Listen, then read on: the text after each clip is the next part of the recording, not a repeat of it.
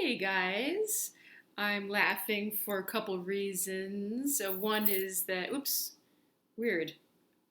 Why am I like, as you can see, my fireplace is on.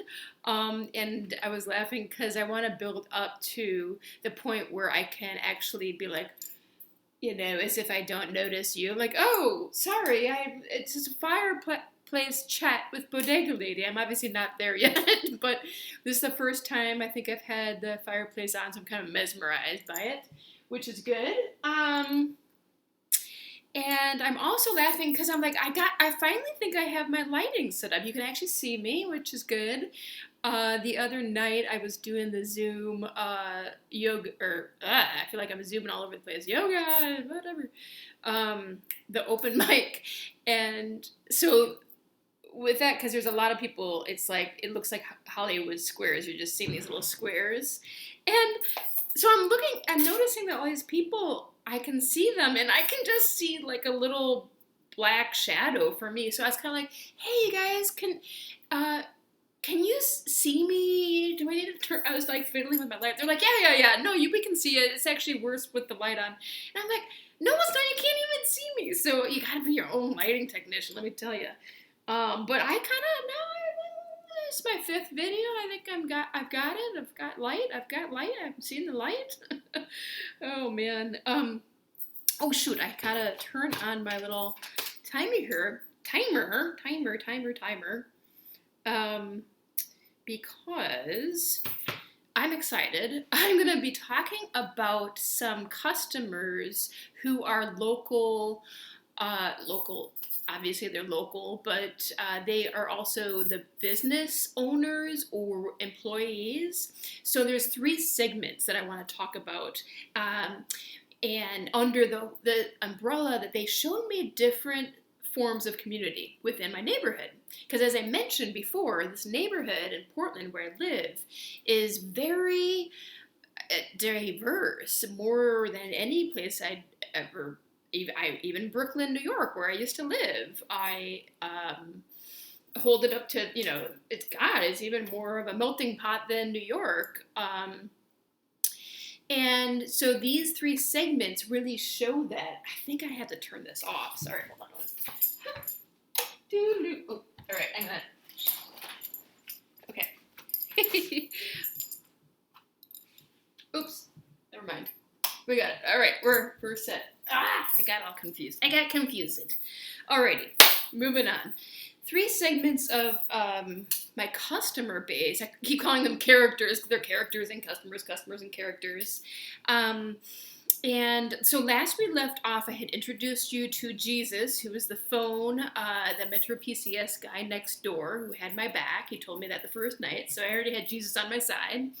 And then we have Tina the Terrible and Jack the Marine, also known as Riff and Raff, and they were buds. They were kind of my eyes on the street. Also, two of my favorite customers. Actually, Jack the Marine fixed the fireplace. I also told you about Robert, my favorite customer who used the bodega as a one-stop shop, and set the scene of some of the customers there. And now I want to tell you about the customers who would come in and again show me different side to the neighborhood. Now, first, so it's in three parts. One is a Vietnamese pool hall owner, halal market employees and owners, and the barbershop boys. I'm looking at my time thinking we probably won't have more time than that because I could probably do a whole video just on the barbershop boys, and that might have to be a two-parter. So starting off with Kim, who he is the Vietnamese pool hall owner. And when I say that, I don't mean he's just happens to be Vietnamese and he's a pool hall owner. It's a Vietnamese pool hall. Now, what does that mean? I don't really know, but I suspect it was more, it's not like anything nefarious is going on necessarily. There's probably a makeshift bar in the back because he would get ice all the time. He'd come over for Marb Light, bag of ice, and sometimes a lottery ticket. And I worked Saturday and Sunday days. as well as at some weekday nights. But that's when I would see him as my Saturday and Sunday days. So he'd come for his Marb Light, bag of ice, sometimes lottery ticket. And we would talk, and I learned a lot from him. Not only I learned from him how to really slow down my mind when somebody is talking to me in a thick accent, because I encountered various accents. My boss had a very thick Korean accent, for example, and Vietnamese accent, very different. And me and Kim would talk about that. And just by talking to him, it was very difficult to pick up some of his language. I mean, he speaks fluently, but it was very interesting to it was an exercise in just calming my mind and figuring out what they were saying without just automatically saying what, because I had a lot of Vietnamese customers, and I don't know. I know that there's also a restaurant right by his pool hall. This is just like half a block away from the bodega, but I think that they mostly came from his pool hall, and what they would do is play lottery. We had a lottery machine, so because of that, it was a larger transaction than if you're just buying a soda and then they can see the numbers. You know, you can usually, no matter what, just do sign language kind of. But because they were directing me with lottery, which is a whole other thing, the lottery machine. I had to calm my mind down to understand what they were saying, because it's a nuanced thing. You don't always want to be the person at the corner store who's not understanding them, that they've been there much longer than I have. And so I was very cognizant of those nuances, and Kim taught me about that just by hanging out, because he would come over before he was going to open the pool hall, and he kind of like could open it whenever. And so a lot of times he would just hang out and chat, and so that was great. And also, with all of these people, you very much got the sense of anything that was happening on the street, scuffles, what have you, because there were some weird characters, there were some wannabe gangsters, and it's kind of it's a funny neighborhood in that way. Not necessarily feeling unsafe, but there were some things that happened, and Kim was one of those that we would compare notes and such like that. So it was comforting to get to know him in a lot of ways. And I still see him, and he was upset that I don't work there anymore, but I still see him quite often. So that's Kim, and then across the street was the halal market. Now, I just actually looked it up because I didn't want to be a dork and be like, oh, I never knew about them. I think that they are Ethiopian, and so a halal market, I guess, is a Muslim thing. That's what I just learned, because there's actually quite a few halal markets as well. Now, I don't know if they're all the same ethnicity, but I don't. They're all Muslim apparently, and there did seem to be crossover where they knew each other, because they would be my customers and they knew me, and they would be my customers because I don't know what they sold, but I knew what they didn't sell, which was paper towels. I think is mainly what they would come over for, or they would ask for trash bags, or just kind of very specific things. And they were very nice, and they're women. I don't know, the women who were with them, with wives, cousins, sisters, what have you. There were several women who once in a very great while would come over and try to use the ATM, and they did not speak English, so we did a lot of sign language with that. And I liked that they felt comfortable to come over and get help in that regard, and didn't, again, they kind of kept to themselves. But what was really comforting for me was because when I would work nights, it was nice to have somebody across the street, because, Jesus had my back, but he was only there until 8, so he's like, hasta la vista, and I was, it was kind of, sometimes, there were a couple times when the phone people would leave and there was still a couple hours, and we're talking, it closes 10, 11. there were times, nothing, where you just are glad that there's somebody across the street, because I think they closed right around the same time. So that was great. I like them again. I still see them often, and they were like, oh, kind of, oh, I don't work there anymore or whatever.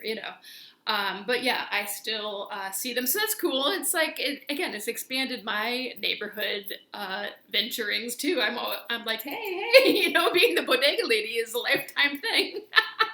It's a lifetime membership. Oh my gosh. Okay, so I have to see what I have to see what time I have. Oh gosh, it's already 9 minutes. I might have to I kind of figured this might happen. Oh, I'll have to leave you in suspense. My barbershop boys, because it was funny, you don't always know when people know each other. You know one customer, they go out, and then somebody else comes in that you know separately from being a customer, and then it takes a while for you to realize that they know each other. Well, such was the case with the barbershop boys, but like the thing that connected them was they always, they get their pepperoni sticks and their Red Bull, and they're always like, oh man, I'm so hungover, I gotta go to work, kind of thing. And three of them, it finally was like, where do you work? And all three of them said the barbershop.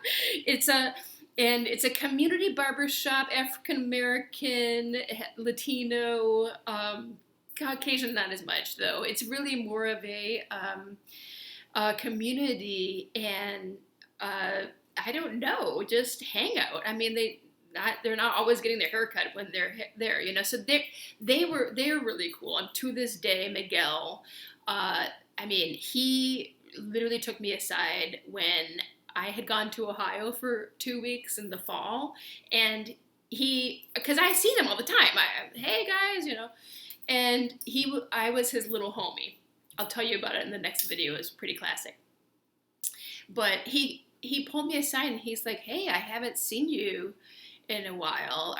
Are you okay? I'm like, oh yeah, I was just in Ohio. He's like, you're okay? Because he was kind of like gesturing, like, come, you know where to go if you're not. I mean, they have my back just from being the bodega lady for 6 months. So I'm telling you, it's jobs, lifetime security in the neighborhood. But beyond that, obviously, that's not why I love these all these characters. But as I was thinking about them, I was like, yeah, they actually show me 3 slices of life in different communities. That one Muslim, one more Latino, African American, one heavily all Vietnamese. Wow, what a melting pot, right, by the bodega. And I haven't even started talking about the black church across the street, because, oh my God, Sunday, I lived for my Sundays. Let's just put it that way. So thanks for tuning in yet again, and I'll close it here because, gosh, 11 minutes goes pretty quickly. So I just want to keep it around 10 minutes. I'm going to start trying to do a few of these a week and just start building something, and if entertaining anyone. If anything, I'm entertaining myself. It's great to really get back to thinking about the bodega itself and how it fits into a larger schematic, particularly during this time. Well, alrighty then. That sounded like a note I should end on, perhaps. Okay. Hope everybody's doing well, and I'll see you really soon. Okay. Alrighty. Let's see how this works. I need my glasses. Alright, I'm signing off. See you guys.